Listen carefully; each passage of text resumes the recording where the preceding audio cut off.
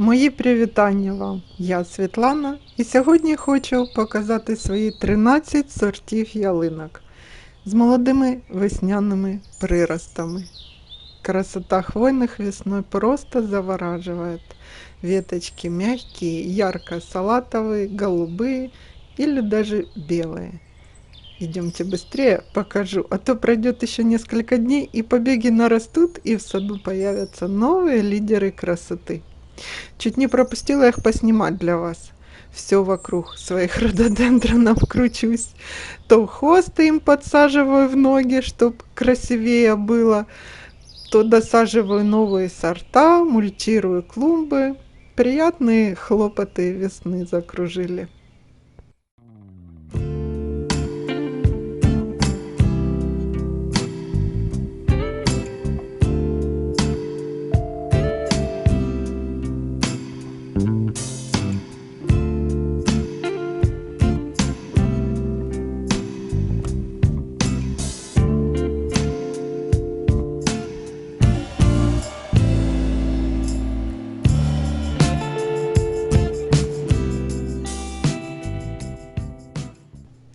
Ель колючая, глаука глобоза. Моя шарообразная красавица может вырасти до 1,5–2 метров высотой и столько же шириной. Но в ширину может и до 3, смотря как ее формировать. Если сдерживать ее рост и лидера убирать, она прекрасно будет в круглой форме.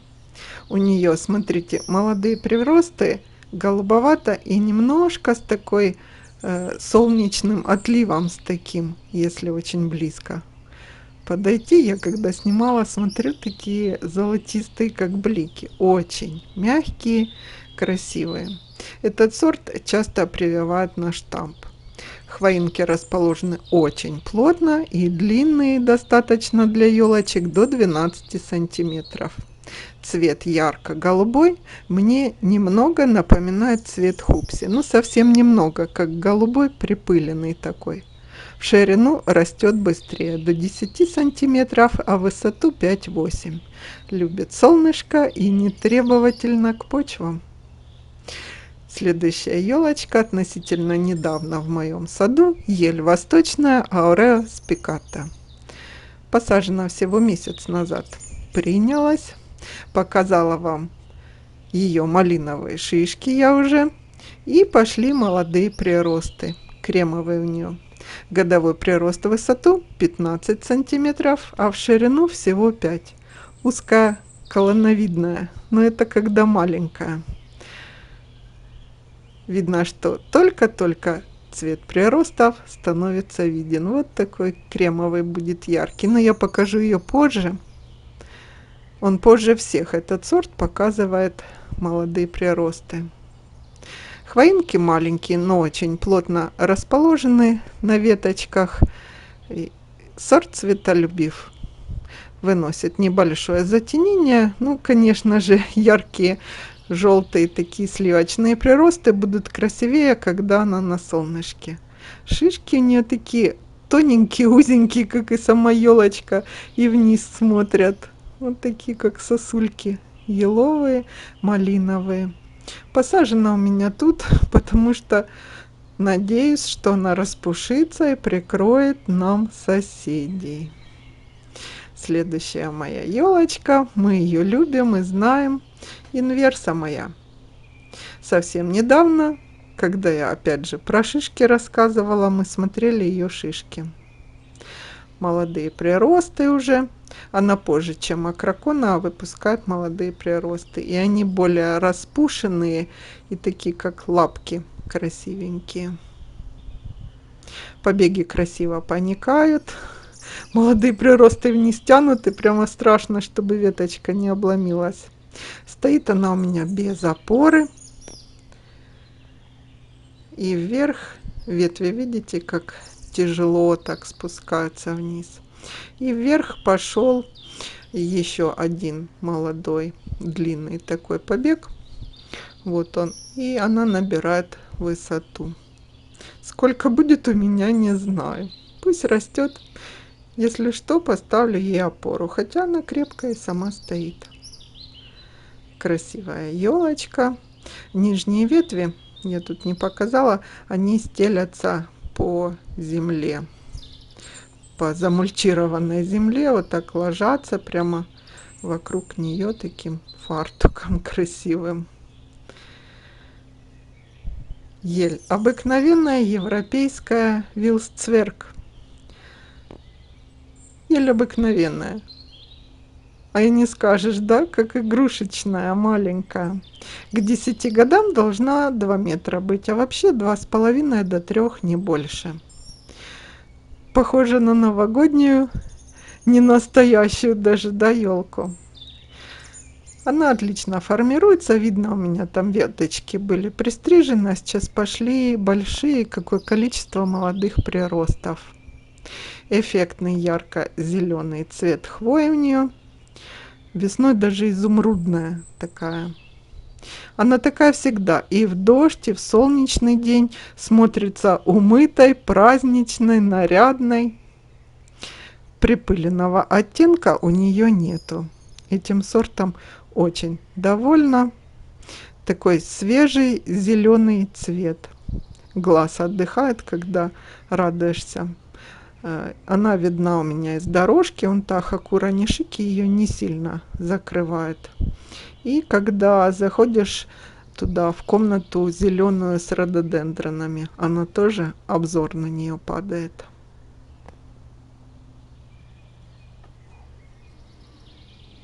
Хочется так и любоваться этими молодыми приростами ее. Ну, это ель обыкновенная акракона. Как и инверсу, мы ее частенько смотрим, красоту ее любуемся. Сейчас она распушилась, наросла, повзрослела, стала форма кроны формироваться. Еще и тут макушку новую решила. Смотрите, какие шишки. Помните, я вам показывала малюсенькие малиновые, а сейчас какие? Они тяжеленькие такие и вниз опускаются, клонятся, а потом будут коричневого такого цвета. Хочу сказать, что у всех елей шишки раз в 2 года. То есть на следующий год не надо обрезать. Я вам там позже покажу. У хупси в этом году шишек нет, а висят прошлогодние коричневые. Мне кажется, у нее шишки красивее, чем у инверсы. А приросты не такие плотные, чуть-чуть рыхловатые. Ну, это разные ели. Зато она так лапки свои в стороны раскидала. Такая, все, хорошеет уже. Это я уже свое место тут заняла. Красавица. Ну и вот дальше я вам показываю ель колючая хупси. Средневысокая. Эта елочка может вырасти до 8 метров. У нее легко формируется крона, но крона не плотная. С возрастом она, конечно, если пристригать веточки, распушится. У меня было 80 сантиметров, а сейчас уже 1,80 м. В прошлом году центральный проводник, я ближе там покажу потом, ну и отсюда видно, нарос больше 50 сантиметров, представляете? И в этом году у нее огромная масса молодых приростов. Как-то год она замерла, сидела по чуть-чуть. Ну, получается, быстрорастущий сорт, если центральный проводник так вырос. Ну, во всяком случае, у меня. У хупси самый синий-голубой цвет хвои. Самый. И он такого цвета весь сезон. Хвоинки очень жесткие и колючие. Как у всех елочек, у пихт мягкие иголочки, а у елок, у елей колючие. Расположены ровными рядочками, аккуратненькая, ладненькая такая елочка. Красиво, особенно весной. Тоже посажена в выигрышном месте. Видна у меня со всех сторон. Можно любоваться. Там с другой стороны я начинаю клумбы делать. Вон мои уже красавицы устали мне помогать, снимать лежат. Вон там, где мы пойдем смотреть Ялака Голд, там убираю газона кусочки и мульчирую. Ну, начала с этой стороны, со стороны, где у меня розы. И получается необычайно красивый микс-бордер, я хочу вам сказать. Еле между собой цветами играют, оттенками. Мульчирую травой и вокруг хвойных хвойным опадом, а вокруг роз и пионы там у меня высажены. Ну, я только часть сделала, еще не всю эту клумбу сделала.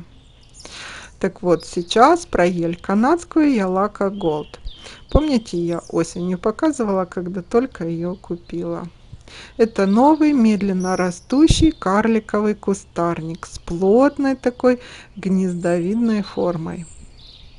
Не такой, как у нидиформис, мы ее тоже посмотрим, а более плотной и шарик. Не приплюснутая, а более как, если мячик разрезать пополам, вот она будет как полусферой такой. Размеры взрослого куста будут примерно метр на метр.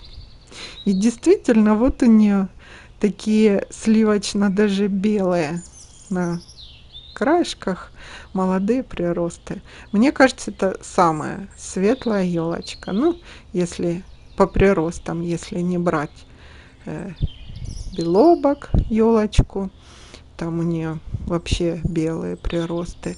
А среди таких с желтоватыми приростами самая светлая. Мне нравится, она так как шарик на газоне лежит желтенький. Доделаю, когда всю эту клумбу, будет так красиво.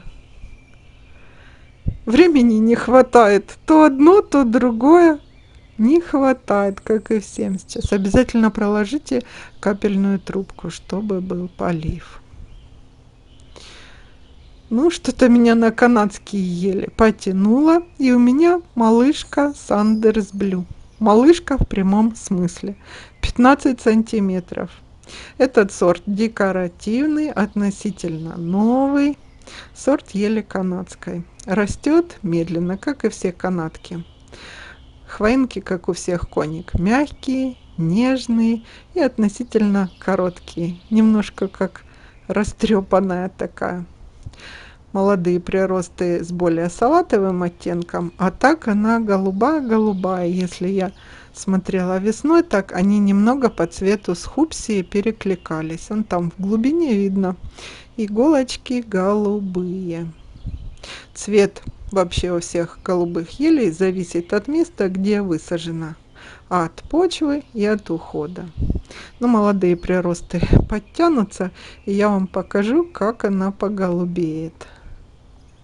Маленькая, аккуратненькая, с туэмирием перекликается по цвету. Та золотистая, она голубая.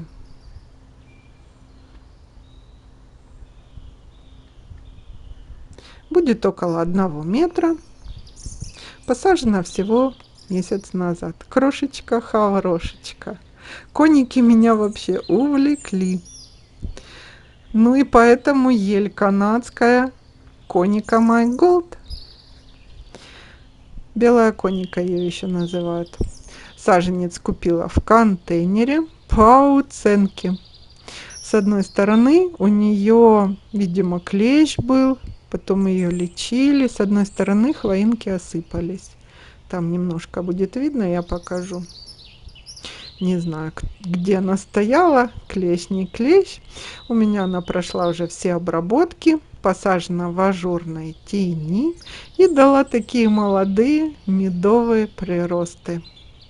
Пошла в рост, а значит, ей понравилось в моем саду. Высота взрослого растения будет 1,5–2 метра. Хвоя мягкая, немножко рыхлая. Приятно ее так рукой трогать, когда это посажено как в теплицу. Я прохожу туда, и я как иду, всегда здороваюсь, доброе утро. А вон видно немножко внизу осыпалась хвоя, но она нарастет. Если елочка себя хорошо чувствует, в рост пошла, с ней, значит, вот я ближе показываю, там осыпались иголочки. А с этой стороны вся такая пушистенькая. Сорт этот нравится. Еще когда она подтянется, немножко выше будет. На фоне зеленого газона красиво. Ну и, собственно, коники, с которых и началась моя любовь к этому сорту елей канадских. У меня две обычных коники, покупались тоже такими же маленькими хаврошечками. Поэтому я не боюсь высаживать, не боюсь, что ждать очень долго придется. Вот это уже больше метра, а высаживалась также 15 сантиметров. Я их не укрываю, их весной прикрывают соседи. Кипарисовик у меня там, рододендрон, можжевельник. И, видимо, им тут очень хорошо. Вообще всем коникам нужна такая ажурная полутень, полив. У коник вообще интересно, знаете, что прирост 2 раза за сезон. В мае и в середине или в конце июля. Ну, это смотря по летним температурам. Растет у меня в саду 4-й год. У меня их две коники. У второй коники, которая туда ближе к лавочке, я вчера, проходя, удалила вторую вершину. Вначале я думала, пусть будет одна с одной вершиной вот эта, а с другой стороны с двумя. Ходила, смотрела на нее, она по вершине шире получается. Разделила, посмотрела, раздвоение пошло совсем недавно. Может быть, даже и в начале прошлого года. Вот это. И видите, такая как ступенечка наверху срезала. Вначале хотела выбросить ту верхушку срезанную, а потом думаю, Света, погоди. А ну давай мы попробуем ее укоренить. Поставила там тенек, нашла, прикрыла контейнером, трубку подвинула к ней поближе. Вдруг у меня еще одна маленькая коника вырастет. Ну, у меня опыта хвойных был опыт, но один удачный, один неудачный. Как бы, так как гортензии легко, я их еще не укореняю, да, мне, наверное, и не надо. У меня уже сад заполнен растениями. Ну, коника, если приживется, где-то мы ее, может быть, даже и к этим рядышкам. Тоже немножко рыхлые хвоинки. Ель колючая, кейбаб. Майя замерла, смотрела.